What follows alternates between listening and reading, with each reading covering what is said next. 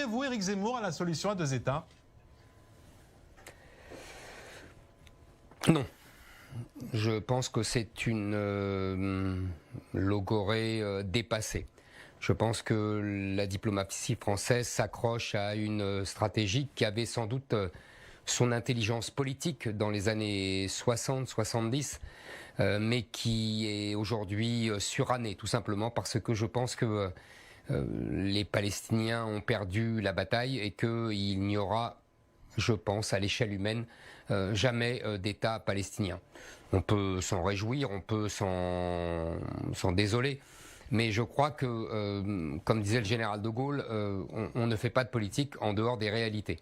Et la réalité, c'est cette défaite aggravée encore, accentuée encore, par le nouveau rapport de force dans le monde arabo-musulman, même s'il faut prendre des précautions, puisqu'on a vu récemment un retournement et un rapprochement entre l'Arabie Saoudite et l'Iran. Mais a priori, le grand conflit au sein du Moyen-Orient est entre les chiites et les sunnites, entre l'arc chiite, Iran, Irak, Syrie, Liban, et l'Arabie Saoudite avec les pays sunnites, Égypte en particulier, Maroc, etc., qui sont désormais les alliés d'Israël.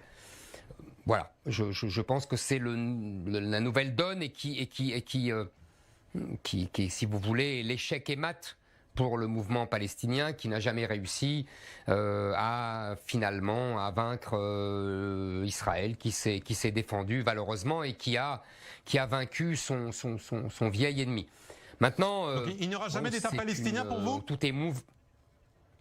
Je pense à l'échelle humaine. Jamais, vous savez, ça n'existe pas dans les relations étrangères, dans les relations de politique étrangère. Mais en tout cas, je pense que là, à l'échelle humaine, je ne vois pas un État palestinien naître. Je pense qu'il n'y a plus le rapport de force en leur faveur. C'est terminé. Il y a eu un moment où ils auraient pu, dans les années 70, 80, à la limite, au moment des accords de Camp David, il y avait peut-être une fenêtre d'ouverture pour eux.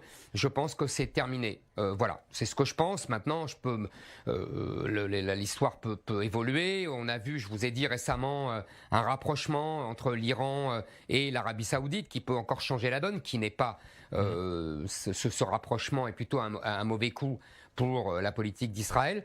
Voilà, tout est mouvant dans cette région du monde. Vous connaissez la formule célèbre du général de Gaulle, il faut aller vers cette région compliquée avec des idées simples. Donc c'est ce que j'essaye de faire.